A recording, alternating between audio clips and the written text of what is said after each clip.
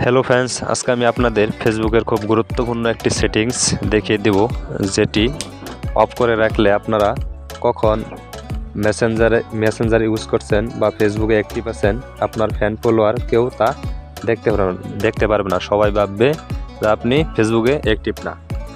তো আশা করি ভিডিওটি আপনাদের উপকার আসবে। এর জন্য প্রথম আপনারা আপনাদের ফেসবুকে ঢুকবেন। আমি ফেসবুক লাইট দিয়ে দেখিয়ে দিচ্ছি।